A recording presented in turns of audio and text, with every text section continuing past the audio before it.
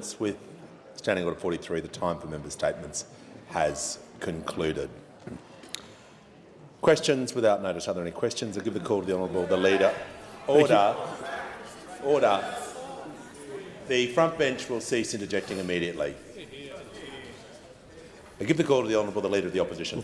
Very much, Mr Speaker. My question is to the Prime Minister. Why did the Prime Minister repeatedly promise to cut power bills before the election but has never mentioned this promise since the election? Given the Prime Minister once stated, and I quote, "If you make a promise and a commitment, you do have to stick to it." Why does he say one thing before the election and another after it? How can Australians be expected to believe anything the Prime Minister says when it comes to the cost of living challenges facing Australian families? I give the call to the Prime Minister. I thank the Leader of the Opposition and I welcome him back to the playing field after being. He was the Neil Fraser of the Opposition yesterday. He was the non-playing captain, just observing the team. But today he's back, and that's a very good thing that he's back. Order. Of course, we inherited, as the Leader of the Opposition is aware, a circumstance where we had the Russian invasion of Ukraine and Henkler, and we also had supply chain issues, something that was identified indeed by the Leader of the Opposition. Order. So I refer the Leader of the Opposition to his own comments, about supply chain issues, the impact they are having on inflation, and also to the Russian invasion of Ukraine. Prime Minister will pause. I'll just hear from the Leader of the Opposition a point of order. What's on relevance, Mr Speaker? This was a question about the Prime Minister's truthfulness. Why can't he be believed? He says one thing before an election and does complete seat. Resume your seat. The question was about commitments before the election. It was about the issue of cost of living. It was in anyone's interpretation, quite a broad question. The Prime Minister is being relevant. If he's not, I'll pull him into line to the question and give him the call. Thanks very much, Mr Speaker. The Leader of the Opposition said this about inflation. Said this. It's a reality of a world where there's inflation. I think Australians understand that. There's a lot of pressure, upward pressure on interest rates at the moment. He went on to say that. The Shadow Finance Minister went on to say, we know the pressures that the international situation and supply chains are putting on inflation and subsequently interest rates. The Deputy Leader of the Opposition. The Shadow Finance Minister, personally chosen by the Leader of the Opposition, had that to say in March 2023, in a moment of clarity, and a moment of honesty. And they come in here and pretend something very different. The Leader of the Nationals, when the House comes to order, I'll hear from the member for Newcastle. Thank you, Speaker. My question is to the Minister for Climate Change and Energy. How will the Albanese government's safeguard mechanism reform strengthen our economy, and what's been the response of the passage of this through the House yesterday? The call to the Minister for Climate Change and Energy. Well, thanks very much, Mr Speaker. I thank my honourable friend for the question. I know how proud she is to be the member for one of the great industrial and energy powerhouses of our nation, Mr Speaker. And I know that her Hunter colleagues and her Illawarra colleagues and all the regional colleagues on this side of the House know that the regions that have powered Australia and have been the economic centre of Australia for so long will be the centre of a renewable Australia as well. And they know we have to seize the opportunities. And increasingly, Mr Speaker, economic success for industries and for countries will be determined by those countries that have the best framework for decarbonisation. Investors will demand it, insurers will demand it, and consumers demand it as well. So increasingly, economic success and climate success are interlinked. And that's why the passage of the Safeguard Bill through the House yesterday and its passage through the Senate later this week will be so important for our future. And it has, the honourable member asked me about the response, it has been welcomed across the business community because what the Albanese government is doing this week has received the support of the Business Council and the Climate Council.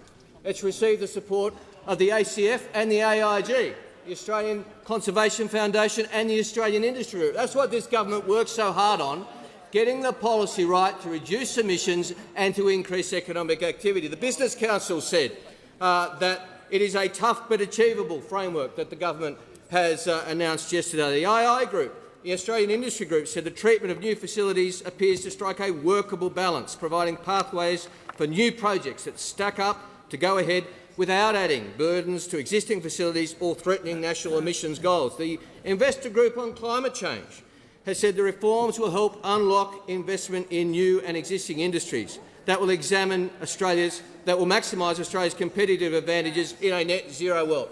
That's what the business community thinks about these reforms. Now, those opposite think they know business better than the Business Council.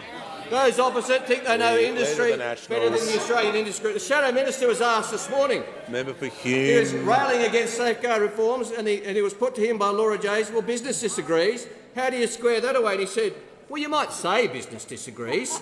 There are some business associations that have supported the principle, but that wasn't his best answer. He was then asked, you did sign up to net zero. How are you going to get there?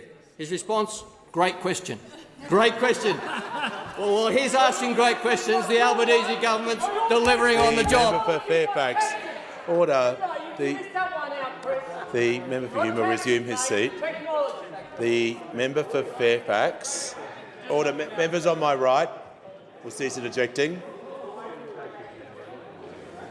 Members on my right, the Deputy Prime Minister will cease interjecting.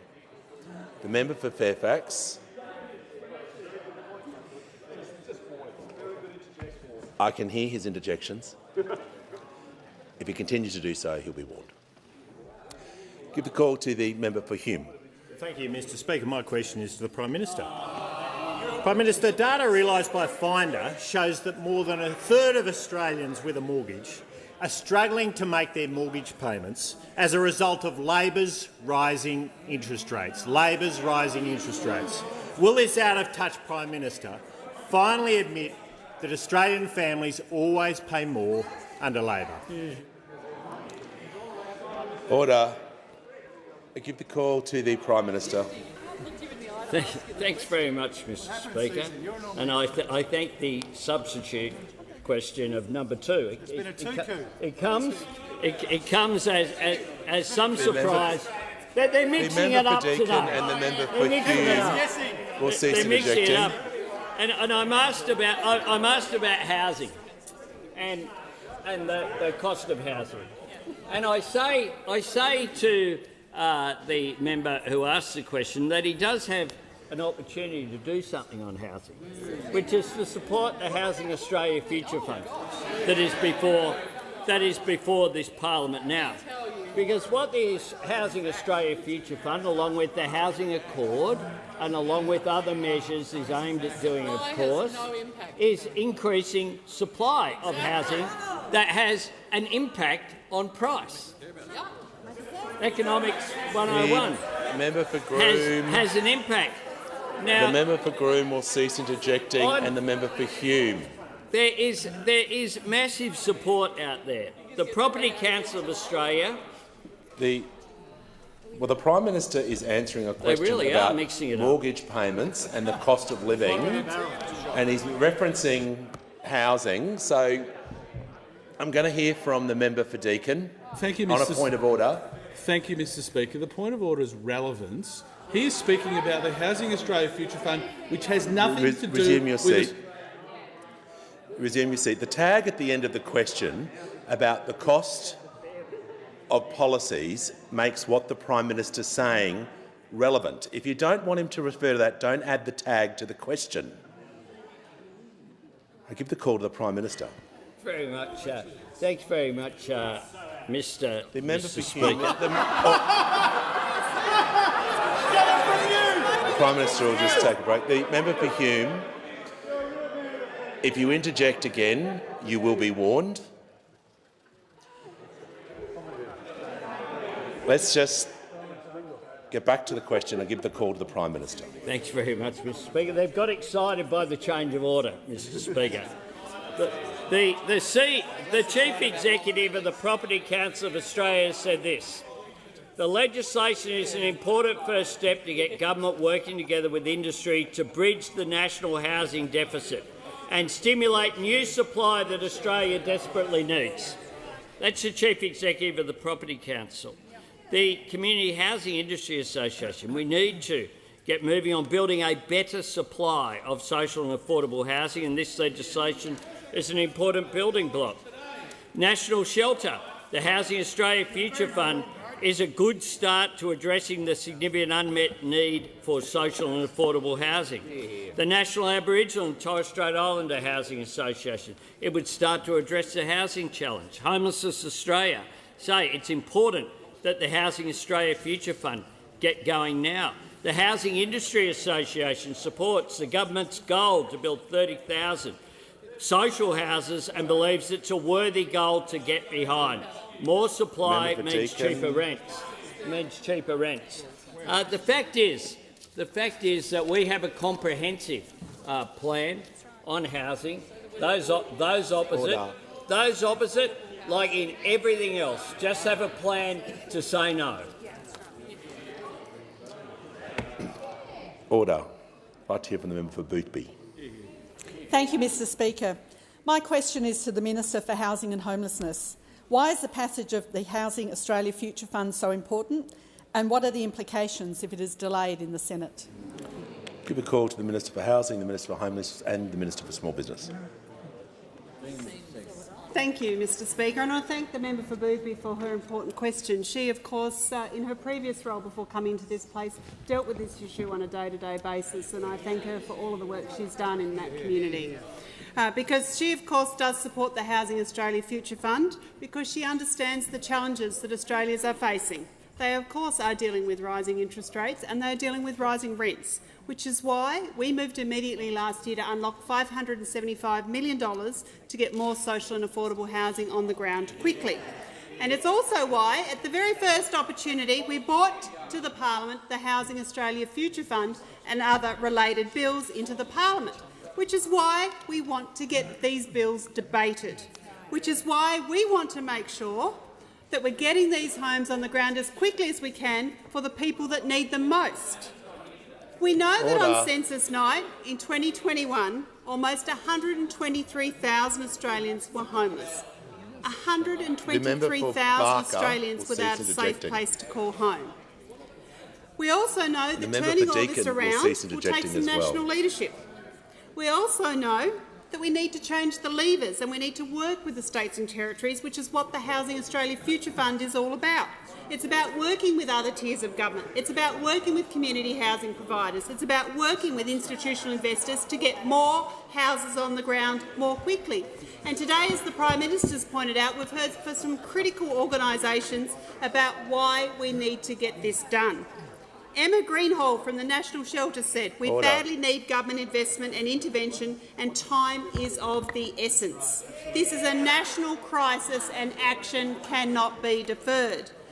Here is a peak body of providers saying that this is urgent, because it is urgent. And of course we have Wendy Hayhurst from Community Housing who said, "We need to get moving on building a better supply of social and affordable housing." And these three pieces of legislation are important building blocks. They know we have to get moving on this quickly because it is urgent. And there are people on the ground who need us to get this done. Kate Colvin from Homelessness Australia said, "It's important that the Housing Australia Future Fund, Housing Australia and other key bodies get going now, because this is urgent. We need to get it done." We are being told by these organisations we need to get it done quickly.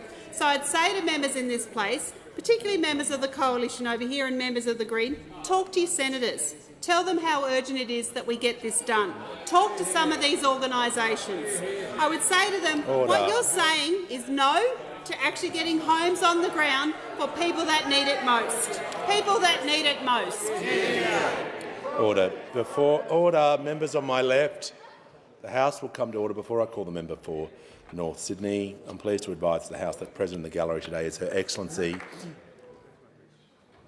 I'm pleased to inform the House that present in the gallery today is Her Excellency Ms Shauna K. Richards, the High Commissioner for Jamaica, and advocates and workers from the transport sector as well. I give the call to the member for North Sydney. Thank you, Mr Speaker. My question is to the Minister for Social Services.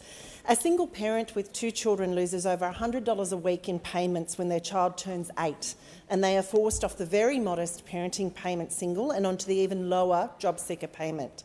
What advice does the minister give single parents, mostly women, many of whom are survivors of family violence, who the government are then forcing to make a choice between living in poverty or returning to violence? And will the government commit in the upcoming budget to restoring access to the parenting payment single for parents until their youngest child is 16? Give the call to the Minister for Social Services. Well, thank you very much, Mr Speaker. And look, I'd like to thank the member for her question and say that the Albanese government is very much committed to supporting single parents to help them manage work and family responsibilities. And of course, this includes through a range of social security payments, paid parental leave and cheaper childcare. Now, of course, we know, this government knows that Australians are doing it tough, and we are always looking at ways that we can better support them. That's why we've made a number of commitments to help with the cost of living, cheaper childcare. We've cut the cost of the PBS co-payments and, of course, announced the Energy Bill Relief Fund, which will deliver targeted and temporary relief on power bills to eligible households, including those on income support payments. Now, of course, through the social security system, single parents can be eligible for parenting payment, and as the member rightly indicates, as their child gets older, most parents are able to increase their level of employment and reduce their need for income support. Of course, there are still those that do continue to rely on income support as their child gets older and do move to the job seeker payment and receive higher rate as the principal carer to ensure they do get additional support. In addition, single parents also can get a range of extra supplements and supports. I would say to the member, of course, this government is always looking at how we can better support Australians, particularly those on low incomes. And of course, the government has recently established the Economic Inclusion Advisory Committee to provide advice ahead of every federal budget on the economic inclusion and tackling disadvantage. And of course, some of the payments that will be looked at this and do include those being received by single parents, such as parenting payment and job seeker payment, as well as Commonwealth rent assistance. Our government, and I don't understand why those opposite are interjecting, but I can tell you that this government will take those most vulnerable and their living situations seriously. We will consider it through the budget context, and I look forward to continuing to work with the member on how we best deliver to those most disadvantaged in Australia. Call to the honourable member for Pearce. Thank you, Mr Speaker. My question is to the Prime Minister. How will the 3 major policies the government is progressing this week, the Safeguard Mechanism, the National Reconstruction Fund and the Housing Australia Future Fund, work together to build a better future for Australians? The call to the Prime Minister. I thank the member for Pearce for his question and, of course, for her question. And, of course, this week we are making progress on all 3 of our signature policies. All 3 of those are ones that we took to the election, to the Australian people last May, and we received a mandate for support. The Safeguard Mechanism is a common-sense way to curb emissions, to give business certainty and stability and get us on a path to net zero. And that's why it's been supported by the Business Council of Australia, by the Australian Industry Group, by the Australian Chamber of Commerce and Industry, by the Australian Conservation Foundation. That's why I thank all members of the crossbench in both chambers who've been constructive about this, who know that we need to end the decade of delay and denial when it comes to climate policy. The National Reconstruction Fund is also very important. We want renewables and cheaper energy to be built and then to flow through to advance manufacturing in this country. We need to be a country that makes things again here. It's a matter of our national resilience, and during the pandemic we received a reminder of how vulnerable we are if we're just at the end of supply chains. This is about making our future here and creating secure jobs. The Housing Australia Future Fund is about making sure that we have that investment in social and affordable housing, making sure that veterans are looked after, making sure that women and children escaping domestic violence also receive support, and about emergency housing as well. These three policies all work together. Along with our other actions, they're the foundations of a better future. Safeguards ensuring more cheap, reliable, renewable power into our grid, that cheap renewable energy driving an Australian manufacturing boom, boosting new industries like critical minerals. That all working together, training people for those jobs with our fee-free TAFE, our 180,000 places that are making such a big difference. And when I was in the electorate of Aston last week, that certainly through Mary Doyle was very supportive of our plan to train and skill up people in that community. They also have something else in common, because those opposites say no to all three. In spite of the fact we clearly went to an election, two of these three policies were announced as part of budget replies when opposition leaders had policies and alternative policies for the government, but those opposite, no solutions, no ideas, just no. The call to the Honourable, the Deputy Leader of the Opposition. My question is to the Prime Minister. Every single person in this country wants to see better outcomes for Indigenous Australians. There is no moral high ground and no monopoly on good intentions. Australians have made it clear over many decades that there are no blank cheques on constitutional reform. Will the Prime Minister release all advice from the Solicitor-General and any other legal advisors on The Voice so that Australians can fully understand all of the implications of the proposed change? Give the call to the Prime Minister. I thank the member for her question, and I certainly agree with the statement that Australians want to close the gap, and Australians want reconciliation to be advanced. I'm asked about legal opinion. The government's position on cabinet papers is the same as the former government, but there is a range of legal opinion. Order, members on my left. Legal opinion has been put forward, and words have been put forward, and I want to make this point.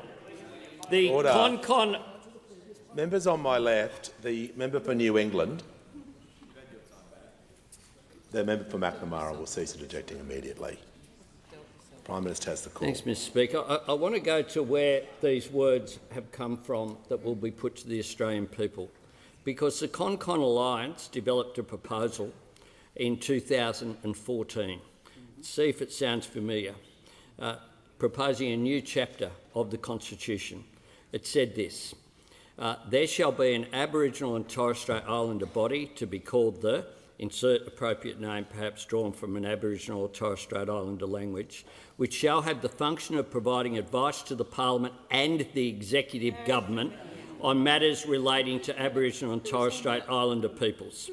It then went on in clause 2 to say, the Parliament shall, subject to this Constitution, have power to make laws with respect to the composition, roles, powers and procedures of the body. They were the two key clauses that were put forward in 2014. One of the authors is the Shadow Attorney-General, who was a part of that body that was put forward in 2014. He's a lawyer. He's a lawyer.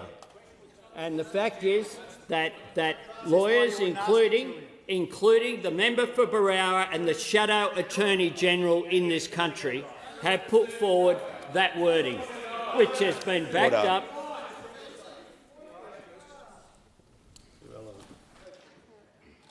I'll hear from the Deputy Leader of the Opposition. A point of order, Mr Speaker, on relevance. Now, I accept that Order. the question... Minister for Skills. will cease interjecting. I accept that the question was broad, but what it did not do was invite the Prime Minister to reflect on the opposition. Every part of the question went to the government's approach about this specific referendum. The question was a long question about legal advice and about the current constitutional reform. The Prime Minister is being relevant, but I'm going to listen carefully to make sure that he is sticking to the question regarding, and it was also about outcomes for Indigenous Australians, and I'll give him the call. Mr. Speaker, I certainly am. The point is this has been more than a decade in the making, and the ConCon Alliance included Julian Leeser, Damien Freeman, Marcia Langton, Megan Davis, Greg Craven, Anne Toomey, and Noel Pearson and Shireen Morris. And the member for Deakin. Just as the former Chief Justice of the High Court.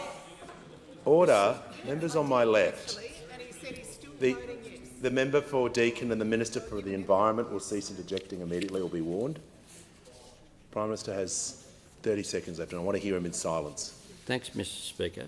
The former Chief Justice of the High Court of Australia, Justice French, has made his views very clear in an article in the Financial Review on Saturday, as has Anne Toomey, the leading members on my left, the leading constitutional academic in this country, as has the Shadow Attorney General, in terms of the words that have been put forward by the Shadow Attorney General.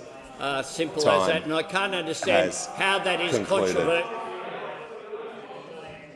When the House comes to order, I'll hear from the member for Bennelong. My question is to the Treasurer. What is the impact on the budget when ongoing programs are left unfunded, and what impact will it have on Australians if funding for these programs isn't continued? Give the call to the Treasurer. Thanks very much, Mr. Speaker, and thank you to the member for Bennelong for his question. The budget is 6 weeks away today, Mr. Speaker, and it will be handed down at a time of global uncertainty, cost of living pressures and substantial fiscal constraints. And the fastest growing area of government spending is the cost of servicing the $1 trillion of Liberal debt that those opposite left behind. And so in this environment, there is a premium on what's responsible, affordable and sustainable, and we've been upfront about the pressures on the budget as we methodically work our way through and try and deal with them. In October, we had to find $4.1 billion for pressures that our predecessors couldn't be bothered funding in an ongoing way.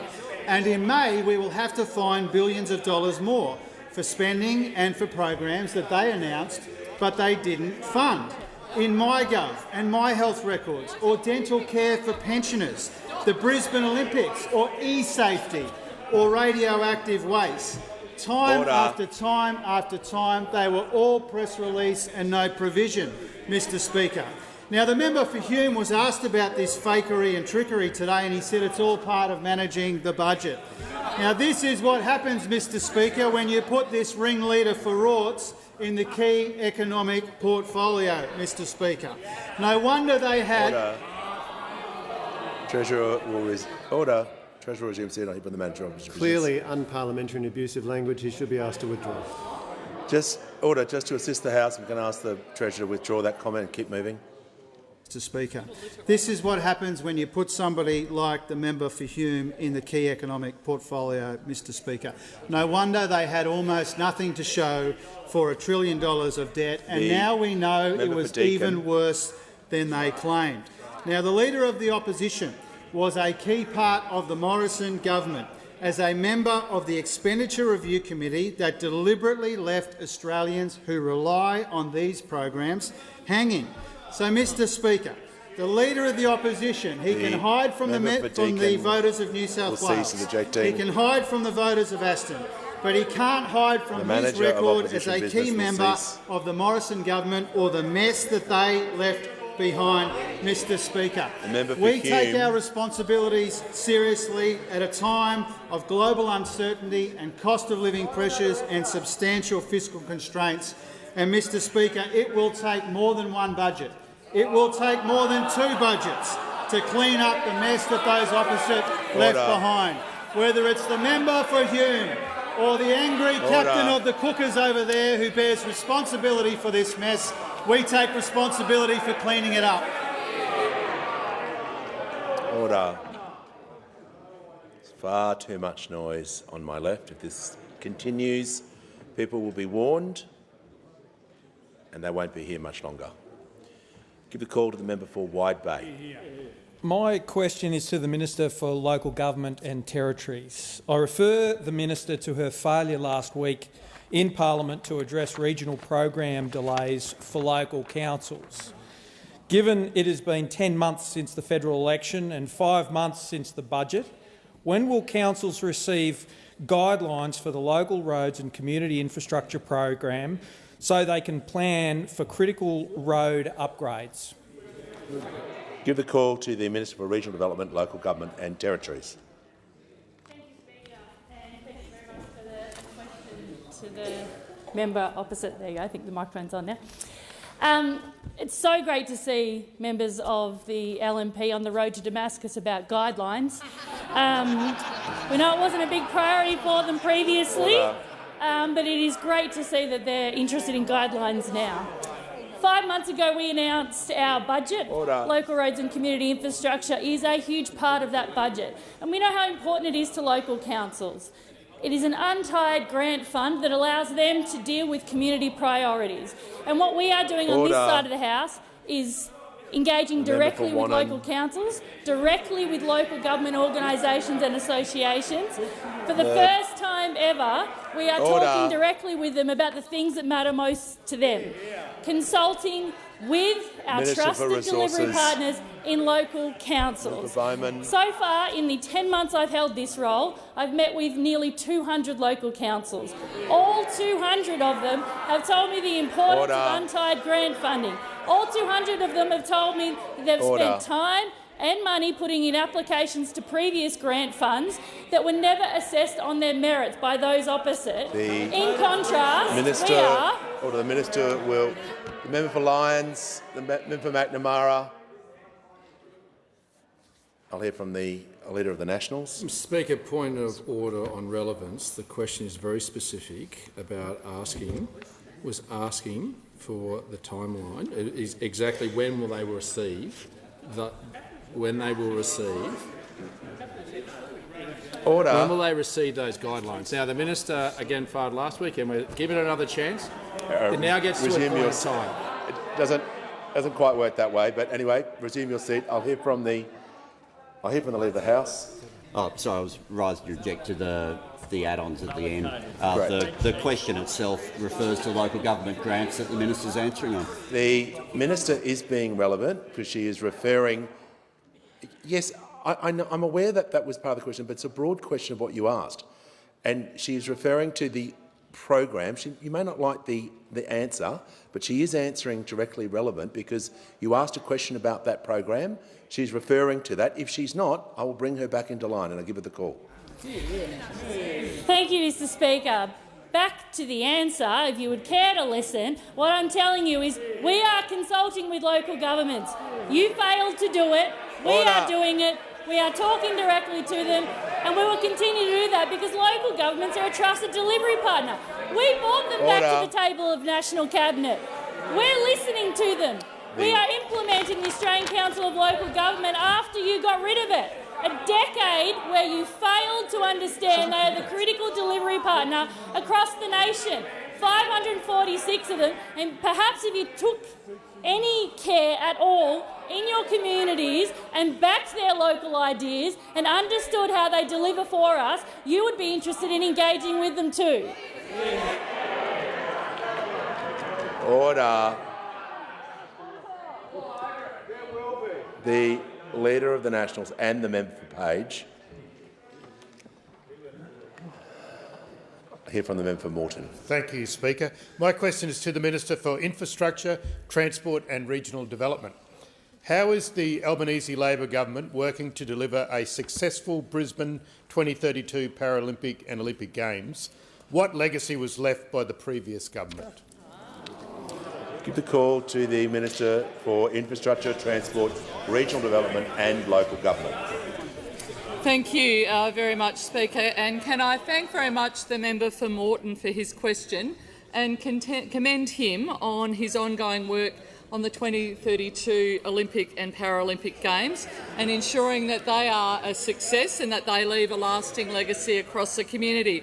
Of course, these Games will be the largest event to be ever held in Queensland, and for 2 weeks the eyes of the world will be on Brisbane and across that fine state of Queensland as the best athletes in the world go head-to-head for the race to gold.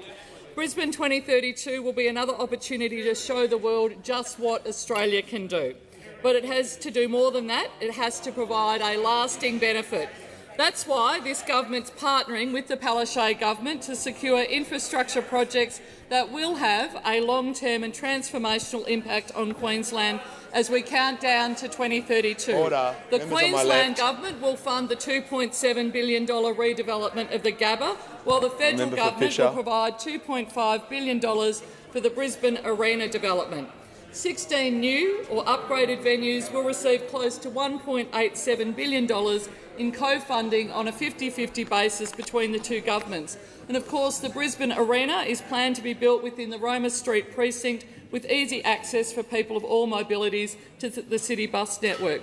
But of course I'm asked about what the legacy is of the previous government when it comes to the Olympics. And that of course can be summed up in one word: absolutely nothing.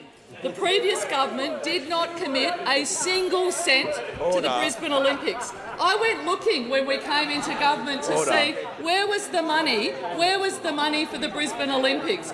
What we inherited from the previous government was one line in a letter committing the Commonwealth to 50-50 funding. But I went looking, I thought, is it in the previous May budget?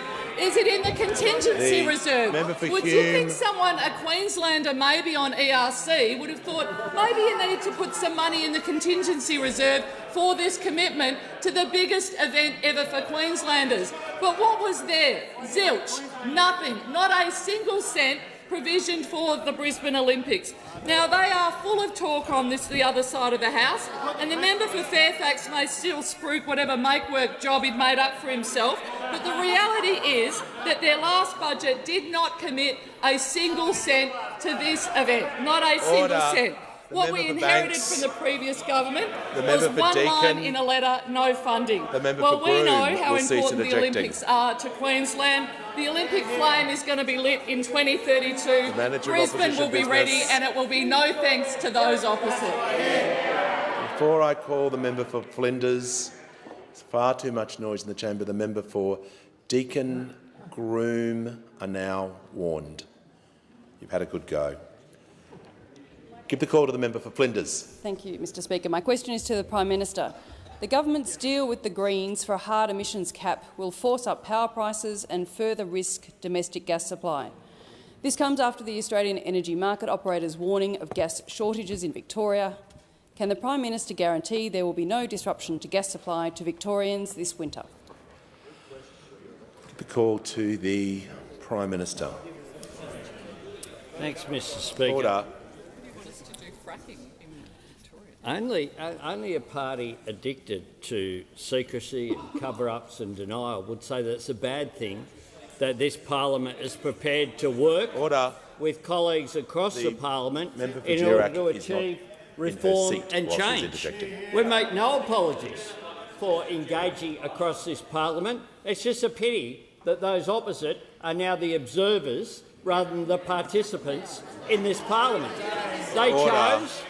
They chose to be nowhere near any of this, and it's no wonder that the member for Bass had this to say: I'm utterly exasperated by the lack of engagement from my own side to come to the table and engage in a constructive conversation. The fact is that we... Order. The Deputy Leader of the Opposition will cease interjecting. The fact Fairfax will cease interjecting. We opposite, I'm asked about arrangements in this parliament in order to achieve the legislation that is through, and what we had from what we have from those opposite is order. ongoing scare campaigns. Ongoing scare campaigns. They said, remember when we met in December, they said this: Labor's diabolical plan, the member for Hume, will undermine new investment in Australia. The Leader of the Nat said it will tear away at investment confidence. The Leader of the Opposition will disrupt investment into our country. Well, have a look at what's happened today on investment. The Prime Minister will pause. I'll hear from the Manager of Opposition Business. On relevance, a straight question. Can the Prime Minister guarantee there will be no disruption to gas supply to Victorians this winter? That was Please part give of us the question. a straight answer, Prime Resume your Minister. seat. The point of relevance is not just to pick out the point of the question that you want asked, it is the entirety. If you want to read the whole question out, that's okay. It's not okay, actually. You just need to state the point of relevance. So the Prime Minister is being relevant. You may continue. Mr. Speaker, today we have had, in the financial review, Canadian giant Brookfield has pledged to invest billions of dollars to accelerate the decarbonisation of Origin Energy after sealing an $18.7 billion deal to buy out the Australian energy and gas supplier together with US partner EIG. It went on to say this: the binding agreement puts to bed any lingering doubts in the market that what was the second biggest takeover proposal announced in 2022 in Australia will be derailed by the federal government's intervention into energy markets to rein in one-rate prices. You know, no wonder they're against solar power, because they keep predicting the sky will fall in. That's why they're against solar power, because they keep predicting that the sky will fall in. The sky won't fall in. We had the best solar resources in the world, and we're going to use them.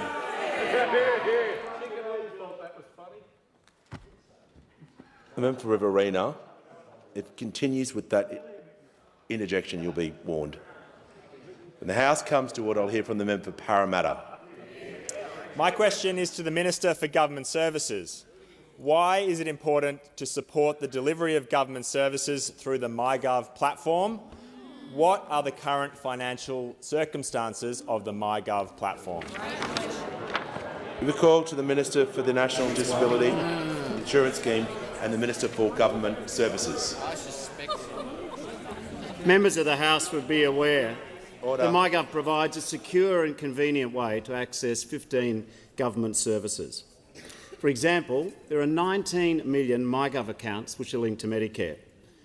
97% of the claims which people made in the last 12 months for disaster relief are done through MyGov now. 1.4 million people use MyGov on average every day, which is more than people who use public transport to commute to and from work. Wow. And I think MyGov also helps protect people's personal information. And I believe that MyGov will be developed as a trusted system which can be used to verify someone's identity, avoiding the need for private sector organisations to pile masses of data which then can be inconveniently hacked. So the MyGov user audit, which was done this year as part of our election policy, has proposed ideas which we're currently considering to improve the reliability and functionality, provide a user-friendly experience. It's based on it's built upon David Thodey's independent review of the Australian Public Service, and I think it adds to the roadmap of how MyGov can help achieve a better vision for the delivery of government services and building trust between citizens and their government. The audit thinks that it's an indispensable national digit infrastructure. This is a good story and it's good news, but there is a catch. The previous government decided that the job would be done by the 30th of June this year. The Francis Fukuyama's, the end of history people, believed that history would end on the 30th of June, that we would reach utopia. That there was no need to do any more. Mission accomplished, as a former American president said. And when you look at the 2021-2022 portfolio budget statement, there's $92 million in 21-22, good, tick. $80 million in 22-23. The Leader of the Nationals will cease interjecting. But when you look for the next year, there's nothing. And the real import of this, and despite the sort of howls from those opposite, this will split. The Minister will resume his seat so I can order. So I can hear from the member for Hume. Relevance, Mr Speaker. The government had a budget in October. They could have included... Resume your seat. The member for Hume. The member for Hume, that is not a point of order. Just get the Minister to return to the question. Thank you, Mr Speaker. So the summary of this issue, and the reason why this is important to people listening to parliament, is the previous government was absolutely guilty in its budgets of cooking the books. They would pretend that they needed to make no provision for the future, and that way they were misleading the Australian people on every budget night, and that habit has to stop. Give the call to the member for Kennedy. Water Minister, is the 24,000 kilometres of prickly Nilotica weed tree the worst environmental disaster in our history? Is it reducing what SunMap described as Australia's best natural grasslands into degraded, eroding wastelands bereft of native flora and fauna, dooming inter alia the Western Dunnet to extinction? Minister, has North Queensland's Midwest population fallen from 40,000 to 24,000? Will the Hughenden irrigation scheme be a template for overcoming the degradation and creating the freedom of property and space, Members, a nature wonderland of hope, prosperity and excitement? Has concluded. The call to the Minister for the Environment and Water. Thank you so much, Mr Speaker. It's wonderful to have a question from the member for Kennedy. I have the opportunity to talk to him often about the issues that he is concerned about in his electorate, and I value this opportunity to talk about the prickly acacia. He is absolutely quite right that prickly acacia is a weed of national concern. It is a serious issue that is degrading the grasslands, as he says, undermining stock on that land, causing erosion, and is seriously putting pressure on dunnuts. If people want to look up Julia Creek dunnut while I'm talking, you'll see a very cute little marsupial. That's why one of the things I've done recently is allow the importation of a new biological control. This new biological control, the gall-inducing thrip, targets the acacia, the prickly acacia specifically. He's also asked about the Hughenden irrigation scheme, and I want to say there are three things that the Albanese Labor government is interested in knowing about the Hughenden irrigation scheme. We are very open to the scheme, as I've told the member for Kennedy on many occasions, but the three things that we've asked for first is an adequate water allocation from the Queensland Government, assessment of the project by Infrastructure Australia and co-funding from the Queensland Government. So I understand that...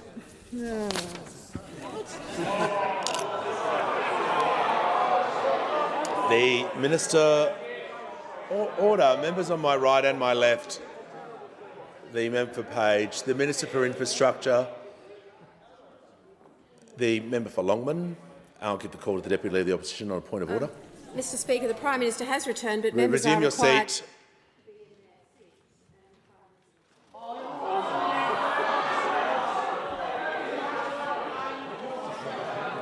That is not a point of order, and as the member knows, there are times when she leaves the chamber as well, and members do leave the chamber. I don't think that's helpful or appropriate. Anyway, and those sorts of points of order are disorderly, and if the Deputy Leader continues with that, she'll be asked to leave the chamber. The Minister has the call. Thank you. It's not the Gold Coast, but Julia Creek matters too. I understand that the water allocation... Order. Members on my left. I understand that the water allocation has progressed to the next stage of the water allocation process. I'm told that the proponent has submitted a detailed case to Infrastructure Australia. I understand that the Queensland Government is actively considering the project, so we will always support better infrastructure when it stacks up. Can I remind the member for Kennedy as well that in the October budget we committed $750 million to water infrastructure in Queensland, including $600 million for Paradise Dam near Bundaberg, over $100 million for the Cairns Water Security Project, $11.5 million for better water security planning in Queensland, $3.5 million for Mount Morgan, another $8 million towards Big Rock Weir, another $12.5 million for groundwater improvement and water efficiency in the Lower Burdekin.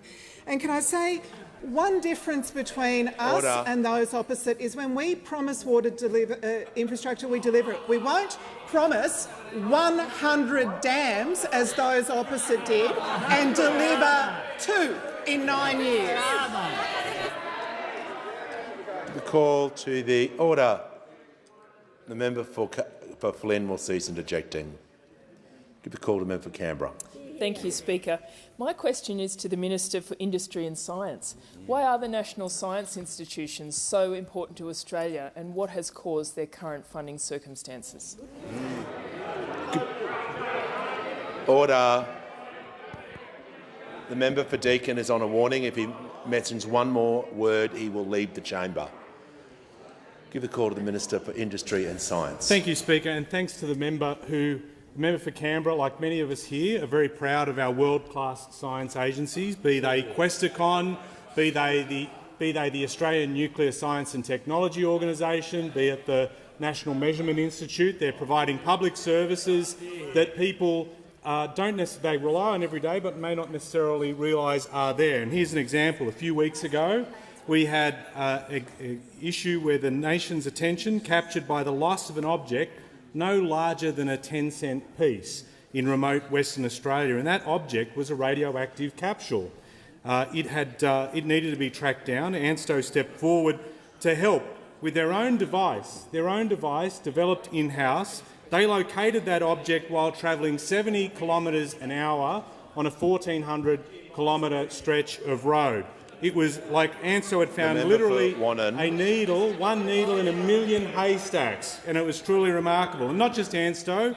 You look at Questacon, who play an essential role in inspiring the next generation of STEM students, skills that we'll really need in the economy in the country longer term. The National Measurement Institute, they help keep Australians safe and healthy. They secure the quality of food produce that's exported. They test water quality. They also help support law enforcement agencies with drug testing, and they'll also help in the lead-up to the Brisbane Olympics, making sure that we've got that drug testing working properly. So these are the kind of services that are absolutely relied upon by the Australian public, and we need to ensure that those services that are backed in with patient investment. But what gets me is when you look at the decade of chronic underinvestment by those opposite, and they squeezed vital funding for these agencies that are doing very important work. Under the Coalition's watch, Questacon, their facilities deteriorated, using buckets to catch rain from leaking buildings and affecting the experience, particularly of school students in our area. Under the Coalition's watch, the National Measurement Institute squeezed for money to deliver analytical services we rely upon. Under the Coalition's watch, ANSTO facilities, vital in producing cancer and diagnostic medicines, all those facilities ageing. And it wasn't that they couldn't find the money. $1 trillion debt, sports rorts, building commuter car parks, nowhere near public transport, as long as it was in a marginal electorate.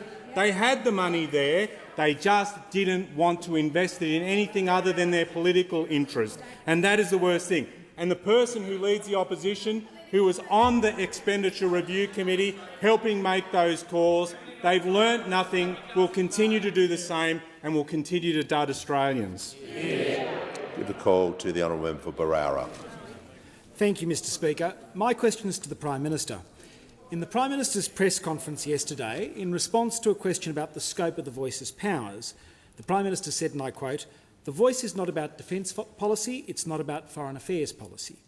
Prime Minister, what other matters are excluded from the remit of the Voice? Order. Members on my right and left, the Minister for Home Affairs, Member for Barra was heard in silence, and so will the Prime Minister be heard in silence. Here's the call. Well, a learned colleague once wrote about what The Voice was about, and he said this. He, Noel Pearson, proposes a consultative body that merely provides advice. It cannot veto Parliament, but rather it provides greater input into the policy-making process, which should lead to policy improvements and greater buy-in from Indigenous people across Australia. It is important that if the Parliament is going to make laws about Indigenous people should be consulted about those laws. There is nothing incongruent about articulation of that rule in the Constitution. The Constitution is where rules for Parliament are set out. In my view, the proposal for an advisory body has real merit and sits most comfortably with the nature of the Constitution. It is the kind of machinery clause that Griffith, Barton and their colleagues might have drafted had they turned their minds to it. It was indeed very wise words from the member for Barara in 2016, uphold and recognise. The member for Barara knows. Order. The members on my left cannot continue to shout while the Prime Minister is speaking. And Mr Speaker, why members of the Coalition are shouting while I'm quoting the Shadow Minister for Aboriginal and Torres Strait Islander Affairs and the Shadow Attorney-General is just extraordinary. The Prime Minister will pause. The Deputy Leader of the Opposition will cease interjecting. Members on my right will cease interjecting. The member for Lyons. Members on my right. The member for Bennelong. The manager. Well, I can't hear. Someone's trying to raise a point of order. I can't hear because the Leader of the Opposition is interjecting. I'll hear from the Manager of Opposition Business. Mr Speaker, on a number of previous occasions you've directed the Prime Minister back to the terms of the question, very specific question, what other matters are excluded from the remit of The Voice? The question asked by somebody who has demonstrated his good faith. Resume your seat.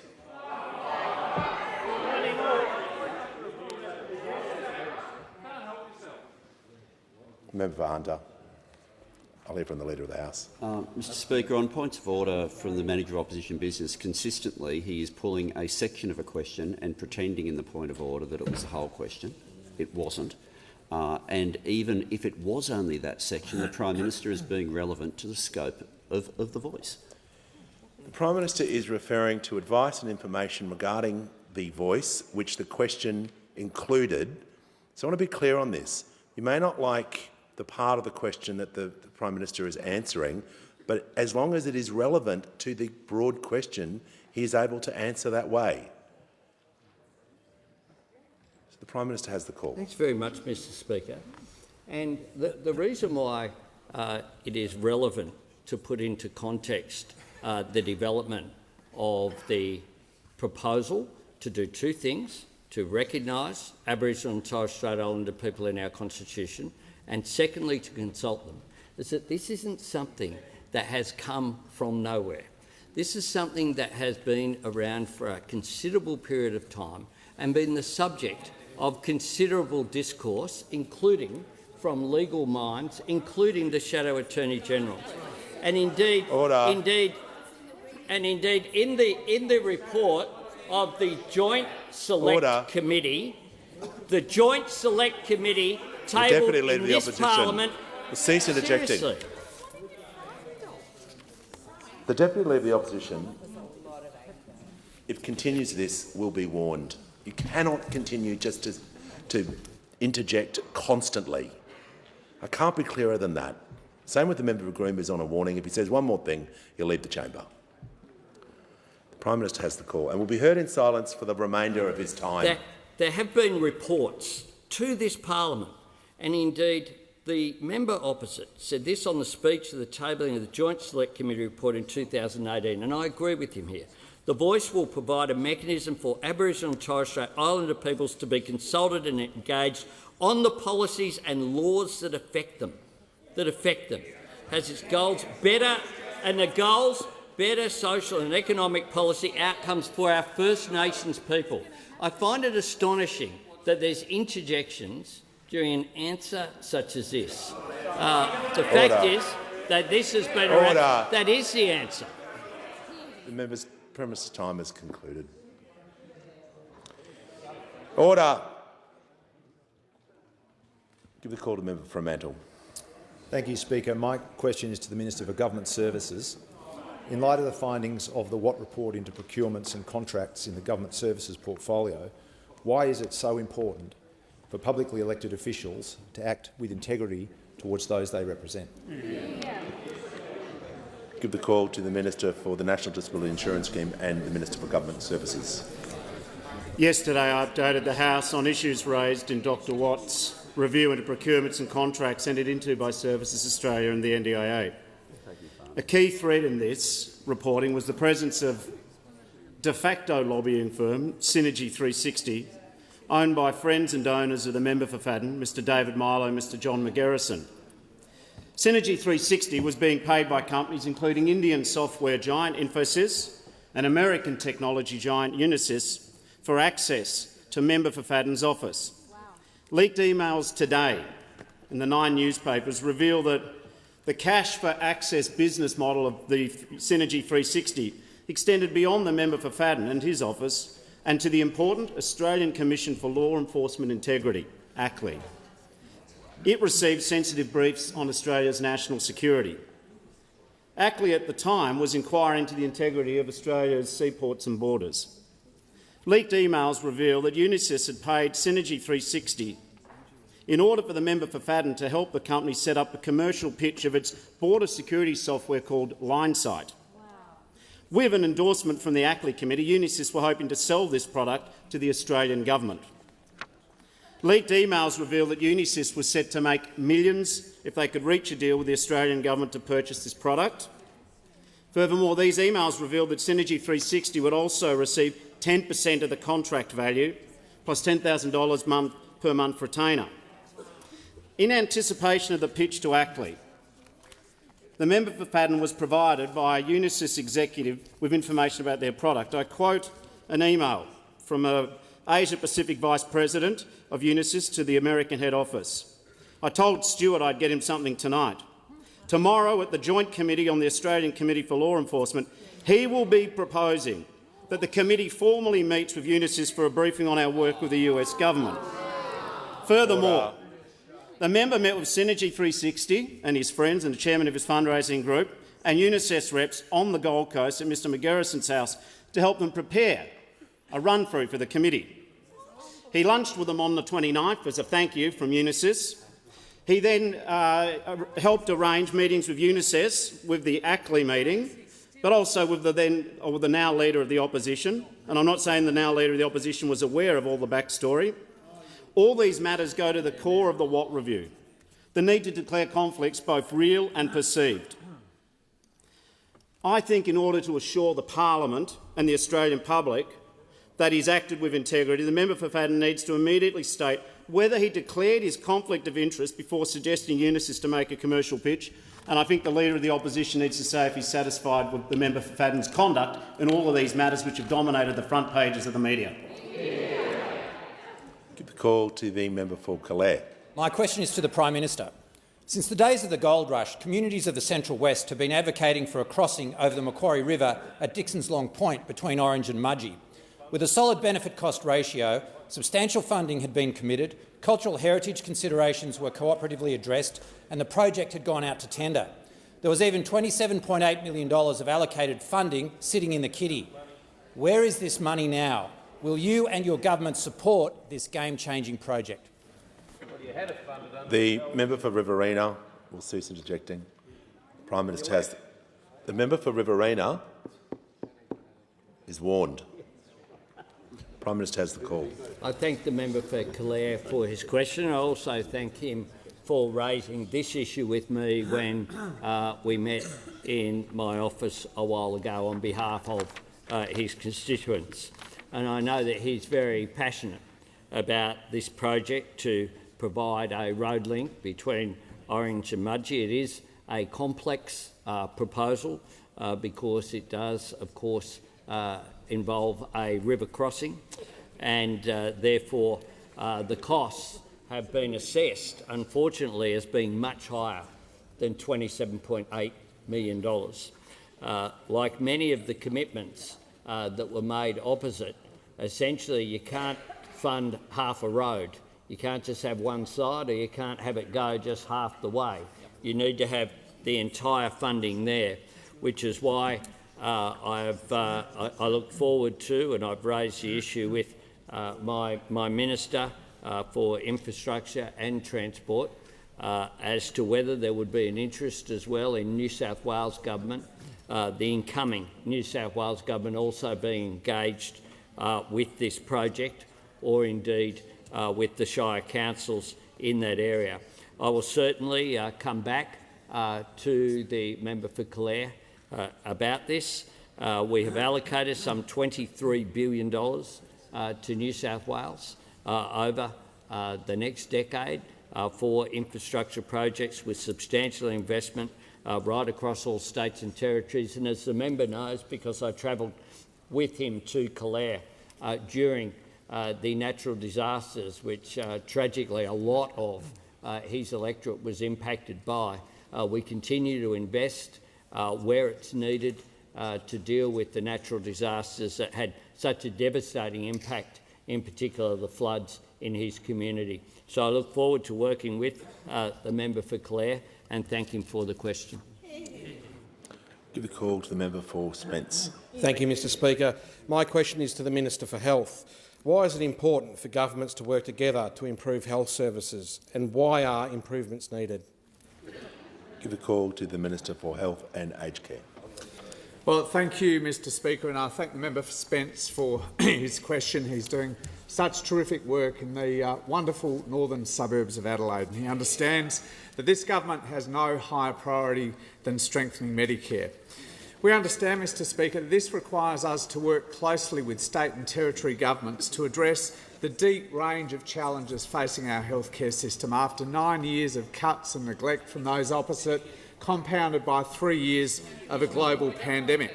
We've worked closely with all states and territories, Labor and Liberal alike, to finalise arrangements for 50 urgent care centres that we've committed to deliver this year, delivering care in the community for those non-life-threatening emergencies, extended hours, 7 days a week, fully bulk billed, importantly taking much-needed pressure off our crowded emergency departments.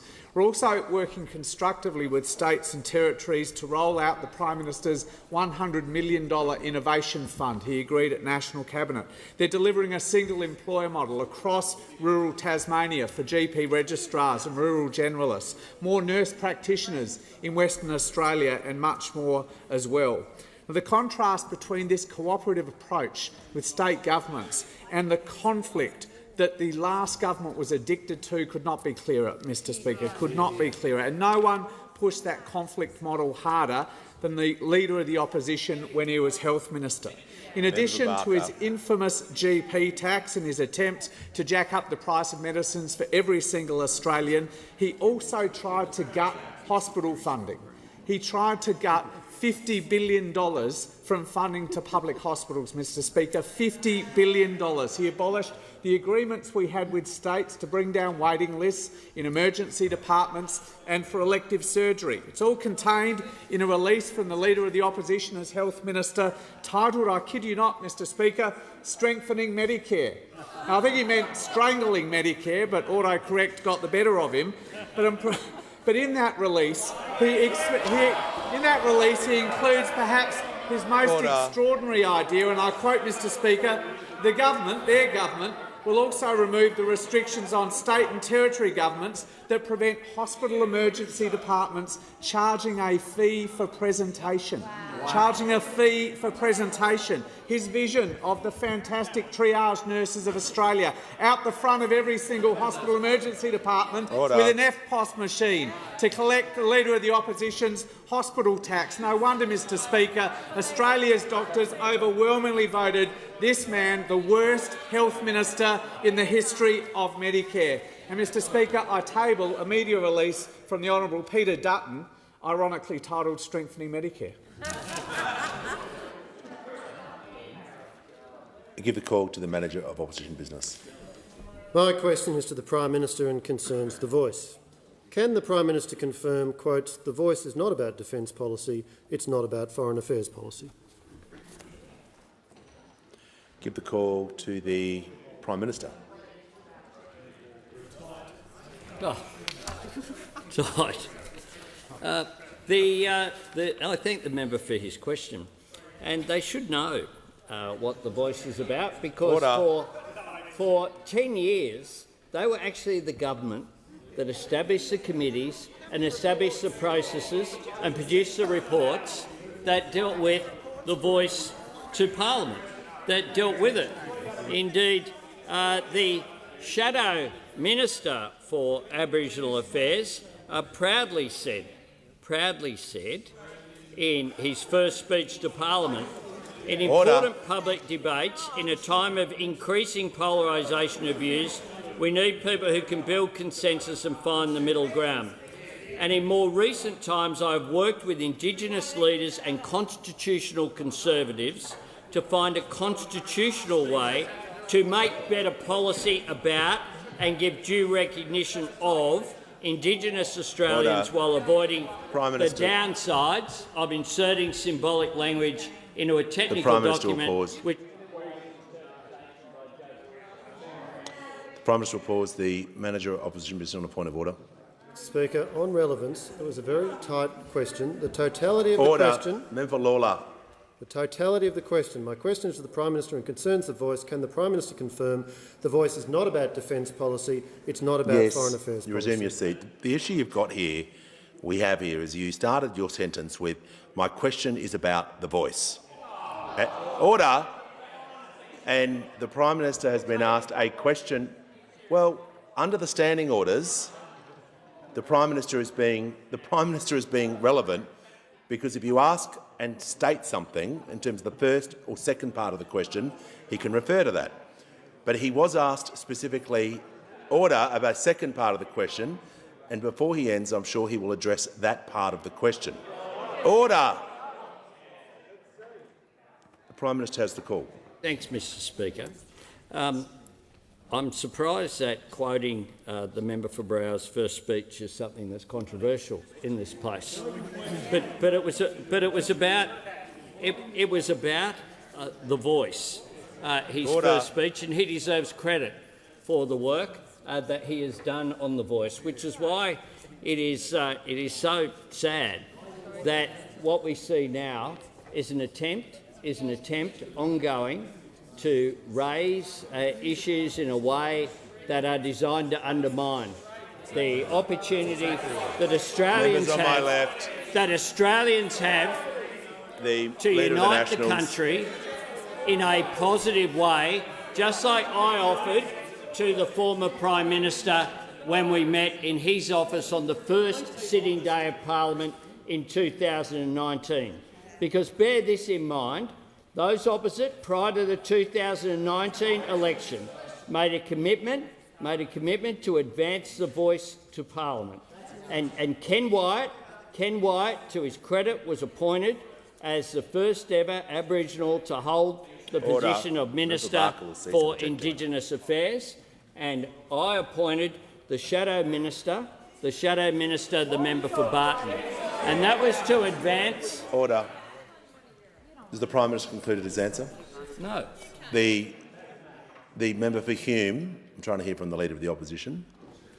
Mr Speaker, your words were very clear before. That was for the Prime Minister to answer the question before his time is up. He has 26 seconds left, and he continues to openly defy... Resume your seat. Thank you. The members on my right will cease injecting. The Leader, the member for New England will cease interjecting. Prime Minister, in conclusion. The Leader of the Opposition. The Leader of the Opposition will cease interjecting. So will the Attorney General.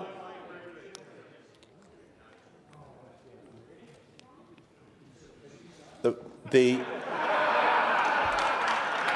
Leader of the Opposition. The Leader of the Opposition will remain silent for the remainder of this answer. The Prime Minister has 26 seconds to go. Mr. Speaker, the wording of the referendum, which is put forward for the Australian people, makes it very clear that it's about matters that affect the lives of Aboriginal and Torres Strait Islander people. That's what this is about. That's what this is about, the 10-year gap in life expectancy. It's about doing something about that. Prime Minister's time is concluded. When the House comes to order, I'll hear from the member for Chisholm. Thank you, Speaker. My question is to the Minister for Skills and Training. How is the Albanese Labor government building the skilled workforce and supporting students with cost of living pressures, in particular in Victoria? What has been the response to the government's plans? Give the call to the Minister for Skills and Training. Thank the member for Chisholm for her question and her strong support for TAFE and the vet sector, not only in her electorate but across the country. Upon election, of course, Mr. Speaker, it was clear that not only we inherited a $1 trillion Liberal debt, we inherited a massive skills deficit. And so much so that the occupations on the skills shortage list grew from 153 occupations to 286 in 12 months. The OECD reported that we had the second highest labour shortage per capita amongst OECD countries. And of course we also know, Speaker, that 9 out of every 10 jobs require post-secondary school qualifications. And for that reason we convened a Jobs and Skills Summit. We enacted the Jobs and Skills Australia, and of course we struck 8 agreements with state and territory governments, Labor and Liberal, in order to invest in 180,000 fee-free TAFE and vet places for 2023. Now, I'm happy to say on Friday I accompanied the Prime Minister and the Minister for Early Childhood Education and indeed the Labor candidate for Aston, Mary Doyle, at Swinburne University, a dual provider that is providing very important courses to fill the skill shortages in our economy. Now, Speaker, these students that we met at this campus are able to save up to $6,960 for these courses. So not only the likelihood of them enrolling in these courses has grown because of the fee-free TAFE approach by the government, but we are seeing these skill shortages being filled as a result of the courses that are outlined. Now, Speaker, on the 1st of July, the Albanese government's cheaper childcare will become a reality, providing even more cost of living relief for around 1.2 million Australian families. But to ensure that we have the staff required, we must invest in skills. And that's what we're doing through this process. All across Australia, students are enrolling in early childhood education courses and other areas of demand to supply these skills. But of course not everyone agrees with our approach to making skills and training more accessible. And I'm asked what is the response by others, and I have to say, I'm afraid to say, that those opposite have referred to fee-free TAFE as wasteful spending. Now, this is a former government that was happy to spend on sports rorts and car park rorts, but they want to say investing in skills in areas of demand is a waste. Well, frankly, Speaker, we will continue to invest in skills, invest in areas of demand so that businesses are better off, that students are better off and the economy is better off. Time has concluded. Give the call to the Manager of Opposition Business. Prime Minister, will the Voice need to be consulted on defence and foreign affairs matters? Give the call to the Prime Minister. Thanks, Mr. Speaker. The question that will be asked is a proposed law to alter the Constitution to recognise the First Peoples of Australia by establishing an Aboriginal and Torres Strait Islander voice. Order. Do you approve this proposed alteration? That's the question. The proposed change in the Constitution is the first bit's the recognition. In recognition of Aboriginal and Torres Strait Islander peoples as the first peoples of Australia, 1. There shall be a body to be called the Aboriginal and Torres Strait Islander voice. 2. The Aboriginal and Torres Strait Islander voice may make representations to the Parliament and the Executive Government, the same words used by the Shadow Attorney-General in his submission way back in 2014 of the Commonwealth on matters relating to Aboriginal and Torres Strait Islander peoples. That's there. Order. And then the third clause gives primacy to this Parliament for what will be considered. For what will be considered. And it said,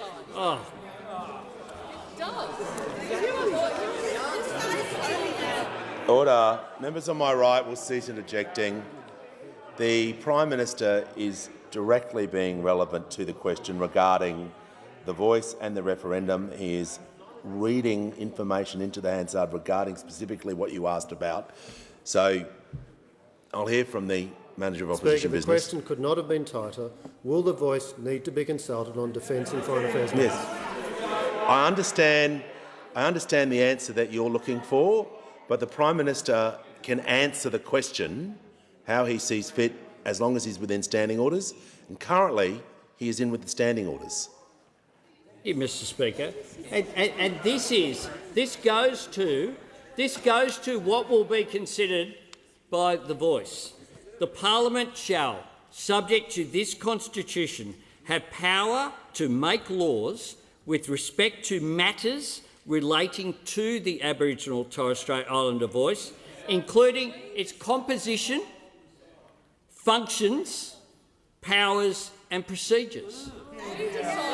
This is an assertion of the primacy of the Parliament for what the voice will consider. That is why it is consistent with the views put forward by constitutional conservatives. This is a conservative, modest proposal that has been made even tighter as a result of the additional words that were added between the Garma speech and last Thursday and in the legislation that will be introduced. The two key words there are matters and then including. So the primacy of the Parliament is made very clear by those words.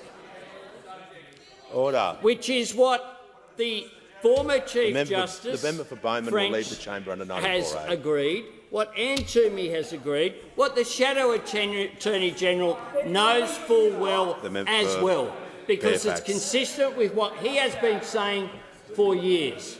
4 years. Order. Give a call to the member for Hunter. Thank you, Mr. Speaker. My question is to the Minister for Employment and Workplace Relations. What is the Albanese Labor government doing to ensure fair long service leave entitlements for workers in the black coal mining industry? Give the call to the Minister for Employment, Workplace Relations and the Minister for the Arts. Thanks very much, Mr. Speaker, and I want to thank the member for Hunter for the question and acknowledge many members have been raising with me the way in which casuals are ripped off in long service leave in the black coal mining industry, but in particular I want to single out the member for Hunter and the member for Patterson as being really strong advocates on this. Now, effectively the challenge is this. The long service leave for workers in the black coal industry, they're in an industry where under the award casuals don't exist. Under the award it's only part-time or full-time. But under a series of enterprise agreements, casuals have been established. That's meant its interaction with the Commonwealth law on long service leave means that casuals, even if they work above 35 hours a week, hit a maximum of 35 hours. So if I can explain how that means they end up not getting their entitlements. It's pretty common, for example, in the Hunter, Mount Arthur South mine in the Hunter Valley. A standard roster there will be 48 hours, 60 hours and 24 hours across 4 weeks. Now, for the final of those 4 weeks, you get your 24 hours. For the first 3, even though you're working way above 35, it gets capped back down to 35 hours and you don't get your full long service leave. It's even worse in Central Queensland, where the regular roster there in the coal mining industry is 7 days on and 7 days off. And so what then happens is the 7 days on you work way above 35 hours, it gets capped down to 35. In the 7 days off, that's not even part of the average at all. It's just, oh, you weren't working that time at all because you're a casual. This means there are examples now of casuals getting as low as half of the long service leave that they would otherwise be entitled to. Now, me raising this is not the first time this has been raised.